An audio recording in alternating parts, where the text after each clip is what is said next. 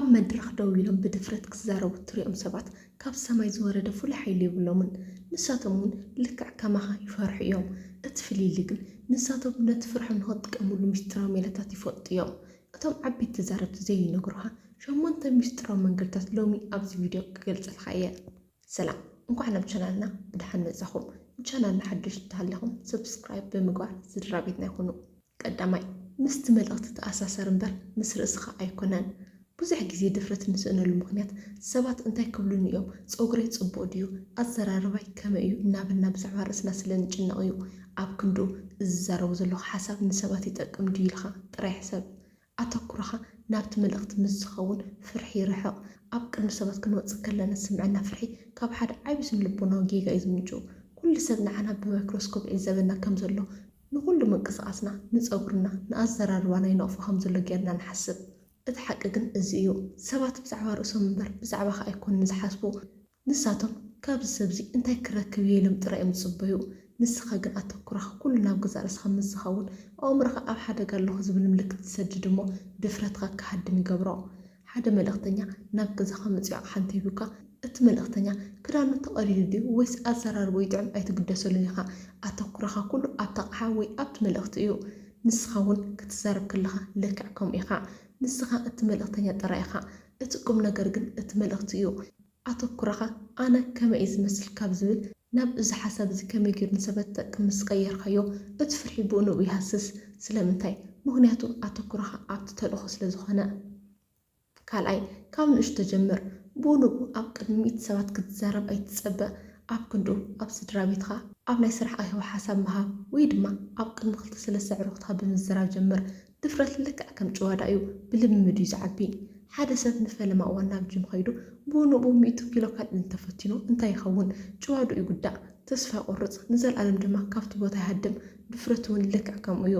ድፍረት ህያብ ዘይኮነስ ብተደጋጋሚ ልምድ ዝፍጠር ስነ-ልቦናዊ ጭዋዳ እዩ። ብእንኡ ኣብ ቅድሚ 100 ሰባት ክትዛረብ ተፈቲንካ ኣእምሮኻ ብፍርሒ ይወሓጥ እሞ ትሓፍር። እቲ ምስጢር ግን ነቲ ጭዋዳ ድፍረትካ ብንእሽቶ ኪሎታት እናለመድካ ክትከይድ ከለካ ግን ኣእምሮና ንዘይፈልጦ ነገር ከም ኣራዊት ገይሩ እዩ ዝሪኦ። ኣብ ቅድሚ ሰባት ክትወፅእ ከለካ እቲ ኣእምሮኻ ዘሎ ናይ ፍርሒ ማእኸል ህደም ሓደጋ ኣሎ ዝብል ምልክት ትሰድድ። ነዚ ኣራዊት ፍርሒ ዝንምልማድ ካብቲ ዝተሓተ ደረጃ ክትጅምር ኣለካ። እቲ ቀዳማይ ኣብ ማእኸል ስድራ ቤትካ ኮፍ ኢልካ ሓደ ነዊሕ ዕላል ጀመር። እዚ ውሕስ ቦታ እዩ። እቲ ካልኣይ ምስ 2 ወይ ምስ 3 ኣዕሩኽትካ ሻይ ክትሰቲ ከለካ ሓሳብ ብንጹር ግለጽ። እቲ ሳልሳይ ኣብ ናይ ስራሕ ወይ ናይ ትምህርቲ ኣኼባ ሓንቲ ሕቶ ጥራይ ሕተት ወይ እወስማዕማይ ዝብል ሓሳብ ወስኽ። እዚኦም ንኣእምሮኻ ኣይትመውትን እኳ ዝብል መልእኽቲ ይሰድሉ። በብቕሩ ትፍርሒ እናለመደካ ይኸይድ። ሳልሳይ ፍጹም ክትኸውን ኣይትፈትን። ሰባት ክትጋጋ ይጽበ ኢኻ የለውን። ሓንቲ ቃል ተተጋግኻ ወይ ሓሳብ ተጠፊኡካ ሰባት መብዛሕትኡ ግዜ ኣይስተውዕሉን እዮም። ጌጋታት ከም ሰብኣዊ ባህሪ ተቐበሎ እሞ እናሰሓቅካ ሓለፎም። ብዙሓት ሰባት ኩሉ ነገር 100% እንተዘይተዳልዩ ሓንቲ ቃል ኣይዛረብን ይብሉ እዮም። ግናኸ ስነ-ልቦናዊ ሓቂ ክነግረካ ፍጹምና ማለት ልዑል ደረጃ ስራሕ ማለት ዘይኮነስ ፍርሒ ነቐፌታ ማለት እዩ። ፍጹም ክትኸውን ክትፅዕር ከለኻ ኣእምሮኻ ልክዕ ከም ሓደ ኣብ ቀጣን ገመድ ዝጓዓዝ ሰብ እዩ ዝኸውን። ሓንቲ ዝጉምቲ ተጋጊዩ ዝወድቕ ኮይኑ ስለ ዝስምዖ ይጭነቕ፣ ይርዕድ፣ ድፍረት ድማ ይሃድም። እቲ ምስጢር ግን እቲ መድረኽ ገመድ ዘይኮነስ ሰፊሕ ጎደና ምዃኑ መርዳእ እዩ። ጌጋ ክትገብር ፍቓድ ንርእስኻ ሃባ። ሓደ ዓብዪ ምስጢር ክነግረካ ኣብ ቅድሚ ሰባት ክትዛረብ ከለኻ ሓሳብ ተጠፊኡካ ወይ ሓንቲ ቃል ተተጋጊኻ እቶም ሰባት እኮ ኣይፈሉን እዚ ቃል እዚኣ ኣይነበረትን ኢሎም ክንኣፉኻ ኣይኽእሉን እዮም። ምክንያቱ እቲ ኣብ ኣእምሮኻ ዝሓዝካዮ መፅሓፍ ንሳቶም ኣይሓዝዎን። ንሳቶም እቲ ንስኻ ትዛረቡ ጥራይ እዮም ዝሰምዑ። ስለዚ ሓሳብ ተጠፊኡካ ረሲዕ ኢልካ ካብ ትጭነቕ ብህድኣት ናብቲ ዝስዕብ ሓሳብ ሕለፍ። ንሳቶም ከም ጌጋ ዘይኮነስ ከም ናይ ዘረባ ኣገባብ ገይሮም እዮም ዝወስድዎ። ድፍረት ማለት ጌጋ ዘይምግባር ዘይኮነስ ጌጋ እናገበርካ ከለኻ ምቕፃል ማለት እዩ። ኣብ መድረኽ ህይወት ፍጹማን ክትኾኑ ኣይትፈትኑ። ቃላትኩም እንተተሰናኸሉ ሰባት ኣይክፀልኹምን እዮም። ንሳቶም እቲ ኣብ ውሽጥኩም ዘሎ ሓቂ እዮም ዝደልዩ። ነቲ ጌጋኹም ከም ሓደ ተፈጥራዊ ነገር ተቐበልዎ፣ ምስኡ ፍሽኽ በሉ፣ ድሕሪኡ ድማ መልእኽትኩም ምቕፃል ኣይተቋርፁ። ራብዓይ ኣዎንታዊ ዘተ ምስ ርእስኻ። ኣእምሮኻ ከም ሓደ ባርያ እምበር ከም ጎይታ ኣይትሕሰቦ። ቅድሚ ምዝራብካ ኣእምሮኻ ክትጋገኢኻ ሰባት ክስሕቆልካ እዮም እናበልካ ጨነቕካ ይጅምር እዩ። ኣብቲ ሰዓት እዚ ንርእስኻ ብንጹር ቃላት ንገራዕ። እዚ ሓሳብ እዚ ንሰባት ይጠቅም እዩ፣ ኣነ ድማ ክገልጾ ዓቕሚ ኣለኒ። ነቲ ኣብ ውሽጥኻ ዘሎ ድምፂ ኣጥፊእኻ ነቲ ደጋፊ ድምፅኻ ኣላዕሎ። ኣእምሮኻ ከም ሓደ ኣዝዩ ሓያል ኮምፒተር እዩ። ንስኻ ትዛረቦ ቃላት ድማ እቲ ሶፍትዌር ወይ መእዘዝ ትእዛዝዩ ቅድሚ ምዝራብካ ክሰናኸል እየ ክሓፍር እየ እንተኢልካዮ ኣእምሮኻ ነቲ ትእዛዝ ተቐቢሉ ሰብነትካ ንኽርዕድ ቃላትካ ንኽጠፍእ ትንፋስካ ንኽሓፅር ይገብሮ ቅድሚ ናብ መድረኽ ወይ ናብ ቅድሚ ሰባት ምውፃእካ እዞም ስዕቡ 3 ነገራት ንርእስኻ ንገራእ ድልው እየ ነዚ ርእሳዊ ጉዳይ እዚ ብዝግባእ ፈልጦ እየ ዓቕምለኒ ሓሳበይ ንሰባት ክጠቅም እዩ እተኣማመን እየ ሰባት ንዓይ ንኽሰምዑ ሃንቀውሉ ኣለዎ ሓምሻይ ምስኣል ቅድሚ ናብ መድረኽ ወይ ናብ ቅድሚ ሰባት ምውፃእካ ዕውት ኮይንካ ክትዛረብ ከለኻን ሰባት ድማ ብኣድናቖት ክሰምዑካ ከለውን ኣብ ኣእምሮኻ ሰኣሎ ኣእምሮና ኣብ መንጎ ናይ ሓቂ ስእልን ብኣእምሮ ተሰኣልን ብዙሕ ፍልይሊ ስለ ዘይገብር እዚ ሜላ ዝድፍረጥ ይፈጥረልካ እዩ ኣብ ስነ ልቦና ሓደ ዘገርም ሓቂ ኣሎ ኣእምሮና ንሓደ ነገር ብዓይና ክንሪኦ ከለናን ብኣእምሮና ጥራይ ብንፅር ክንስእሎ ከለናን ዝጥቀመሉ መዋህያታት ኣእምሮ ተመሳሰልቲ እዮም ምስኣል ማለት ጽቡቕ ክኸውን ኢልካ ጥራይ ምሕሳብ ኣይኮነን ምስኣል ማለት ብሓሙሽተ ምዋሳትካ ነቲ ዓወት ምስትምቓር ማለት እዩ ቅድሚ ምዝራብካ ዕንትኻ ዓፂኻ ከምዚ ኢልካ ሰኣሎ ምስኣል ማለት ፍጹም ዓወት ጥራይ ምእማን ኣይኮነን ምስኣል ማለት ፀገም ተገጢሙን እውን ብኸመይ ብእዳት ክፈትሖ ኢልካ ምድላው እዩ ሓንሳብ እንተጠፊኡካ ብኸመይ ፍሽኽ ኢልካ ግዜ ከም ትወስድ ኣቐዲምካ ኣብ ኣእምሮኻ እንተለማሚድካዮ ኣብቲ መድረኽ ፀገም ምስ ዘገጥመካ ኣእምሮኻ ኣይስንብድን እዩ ምክንያቱ ኣቐዲምካ ኣብ ኣእምሮኻ መፍትሒ ስለ ዘዳለኻሉ ሻድሻይ ኣካላዊ ቋንቋን ናይ ስቕቲ ሓይልን ድፍረት ካብ ውሽጢ ናብ ደገ ጥራይ ዘይኮነስ ካብ ደገ ናብ ውሽጢ እውን ይውሕዝ እዩ ትሕት ኢልካን ኣእዳውካ ጣሚርካ እንተደኣ ደው ኢልካ ኣእምሮኻ ዝያዳ ፍርሒ ይስምዖ ኣብ ክንድኡ ትርኒዕ ኢልካ ደው በል ኣእዳውካ ድማ ኣይትዕፀፎም ብተወሳኺ ስቕታ ንምጥቃም ኣይትፍራሕ ሓሳብ ተጠፊኡካ ምስካም ኣብ ክንዲ ትጅምር ን3 ሰከንድ ኢልካ ንትዓዘብ ትጠምቶም ሰባት ነዚ ስቕታ እዚ ከም ድፍረትን ብስለትን እምበር ከም ጌጋ ኣይርእይዎን እዮም ስቕታ ሓይሊ እዩ ኣብ ስነ ልቦና ሓደ ዘገርም ሓቂ ኣሎ ሰብነትካ ንኣእምሮኻ ትእዛዝ ይህቦ እዩ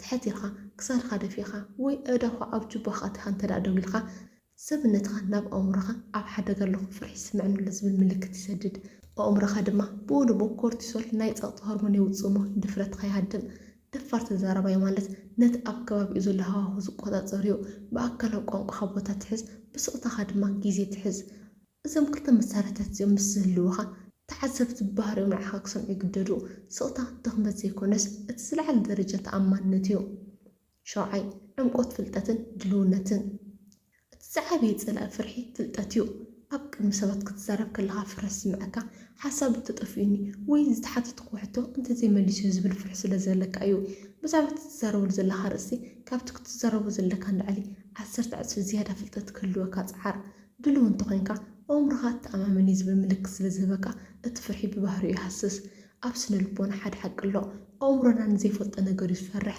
ኣብ ቅድሚ ሰባት ክትወፅእ ከለካ ዝስምዐካ ፍርሒ ካብቶም ሰባት ዘይኮኑስ ካብቲ እንታይ ካጋጥም እንታይ ክሕተት ዝብል ዘይተፈለጠ ስጋት ዝምንጭው ድልውነት ነቲ ዘይተፈለጠ መንገዲ ብብርሃን ፍልጠት ይኸፍቶ ኩሉ ነገር ኣቐዲምካ እንተፈሊጥካዮ ኣእምሮኻ ስጋት ዝስምዐሉ ምክንያት የብሉን ፍልጠት ንፍርሒ የርሕቆ ጥራይ ዘይኮነስ ንኣእምሮኻ ካብ ናይ ምክልኻል ናብ ድፍረት ይቕይሮ ኣእምሮኻ ብዛዕባ እትርእሶ ጉዳይ ፅቡቅ ጌሩ እንተዘይተዳልዩ ክትዛረብ ከለካ ፍርቂ ኣእምሮኻ እንታይ ነይሩ እቲ ዝቕፅል ነጥቢ እናበለ ክጭነቕ ይውዕል እዚ ድማ ናይ ኣእምሮ ፀቕጢ ይፈጥር እሞ ንኽትፈርሕ ይገብረካ ሻምናይ መዝግብ እሞ ተዓዘብ ኣብ ሞባይልካ ክትዛረብ ከለካ ቪድዮ ቀረፅ ድሕሪኡ ነቲ ቪድዮ ብምዕዛብ ኣበይ ፅቡቅ ጌርካ ከም ዘለኻን ኣበይ ክትመሓይስ ከም ዘለኻን ክትርኢ ትኽእል ኢኻ በብመዓልቱ ገዛ ርእስካ ክትዕወት ክትሪኣ ከለካ ድፍረትካ እናወስኻ ክኸይድ እዩ ስለምንታይ መብዛሕትኡ ሰብ ንገዛ ርእሱ ኣብ ቪድዮ ክርኢ ከሎ ወይ ድምፂ ክሰምዕ ከሎ ጭንቕ ዝብሎ እቲ ንሕና ኣብ ውሽጥና ንሰምዖ ድምፅናን እቲ ንዓለም ትሰምዖ ድምፅናን ይፈላለ እዩ ገዛ ርእስካ ክትቐርፅ ከለካ ነቲ ኣነ መስሎ ዝነበርኩ መንነትካ ምስቲ ናይ ሓቂ መንነትካ ክተላለዩ ትጅምር እዚ መጀመርታ ይሕምም ይኸውን ግናኸ ትዝዓበየ ናይ ድፍረት መንገዲ ርእስካ ምልማድ እዩ ሰውነትካ ተዓዘብ ኣእዳውካ ኣበይ ነይረን ዓይንኻ ኣበይ ጥምት ነይሩ ቃላትካ ተዓዘብ ክንደይ ግዜ እንኢልካ ድምፅኻ ተዓዘብ ድምፅኻ ትሕቱ ነይሩ ወይስ ሓያል እዚ መረዳእታ እዚ ንፍርሒ የርሕቆ እሞ ኣብ ክንድኡ እንታይ ካብ መሓይሸልን ዝብል ስርሓዊ ተሕተስባ ይፈጥረልካ በብመዓልቱ 2 ደቂቕ ጥራይ ገዛ ርእስካ እናቐረፅካ እንተተለማሚድካ ድሕሪ ሓደ ወርሒ እቲ ናይ መጀመርታ ቪድዮን እቲ ናይ መወዳእታ ቪድዮን ክተወዳደሮም ትኽእል ኢኻ እቲ ኣብ ሞባይልካ እትዕቅቦ ቪድዮታት እቲ ዝዓበየ መሳርሒ ድፍረትካ እዩ ትማሊ ይፈርሕ ነይረ ሎሚ ግን ከምዚ ኮይነ ኣለኹ ኢልካ ንርእስካ መረዳእታ ክትቐርበላ ከለካ ኣእምሮኻ ጥርጣረ የብሉን ድፍረትካ ድማ ካብቲ ባዕልካ ክትዕወት ዝረኣኻዮ ምርዳእ ይውለድ ክቡራት ተኸታተልቲ ሎሚ ዝረኣናዮም 8 ነጥብታት ተራ ምክርታት ጥራይ ኣይኮኑን ንሳቶም እቲ ካብ ባርነት ፍርሒ ናብ ነፃነት መድረኽ ዘሰጋግር ናይ ህይወት ድልድል እዮም ፍርሒ ክጠፍእ ኣይትጸበዩ ፍርሒ ተፈጥራዊ እዩ ንሱ ሓደጋ ከይበጽሐና ዝሕልወና ጥንታዊ መሳርሒ ኣእምሮና እዩ እትፍልይሊ ግን እቶም ደፋራት ተዛረብቲ ነቲ ፍርሒ መንገደኛ ገይሮም ኣብ ድሕሪት ይቕምጡ ወንበር መዘውር ህይወቶም ክሕዙ ኣይፈቕዱልን እዮም እዞም 8 ምስጢራት ኣብ ሓንቲ ዓቢ ሓሳብ ይጠቓለሉ ኣተኩረኻ ካብ ርእስኻ ውፂኻ ናብ ካልኦት ምግባር ክሳብ እንታይ ክብሉን እዮም ከመይ ክመስል እየ ትብል ባርያ ፍርሒ ኢኻ እንታይ ክምህሮም እየ ከመይ ገይረ ክሕግዞም እየ ክትብል ምስ ትጅምር ግን ንስኻ ካብ ተዘረባይነት ሓሊፍካ መራሕ ትኸውን ኣለኻ ማለት እዩ ኣብ መወዳእታ ክትዝክሮ ዘድልየካ ነገር ድፍረት ማለት ፍርሒ ዘይምህላው ዘይኮነስ ፍርሒ እናሃለወካ ምስጓዕ ማለት እዩ ጨዋዳ ድፍረት ከንክዓቢ ሎሚ ንእሽቶ ስጉም ትውሰድ ኣብ ቪድዮ ርእስኻ ቀረጽ ኣብ ኣኼባ ሓንቲ ሕትሕተት ወይ ድማ ንሓደ ሰብ ብትብዓት ሓሳብካ ግለጸሉ ቃላትካ ሓይሊ ኣለዎም ድምፅኻ ድማ ዋጋ ኣለዎ ኣእምሮኻ ኣይትኽእሊንካ ክብለካ ከሎ ንስኻ ብግብርኻ እኽእል የበሎ ሎሚ ዘዳለኹልኩም መደብ እዚ ይመስል ኣብ ዝቕፅል ቪድዮ ብካልእ ኣገዳሲ ኣርእስቲ ክሳብ ንራኸብ ሰላም ጽንሑ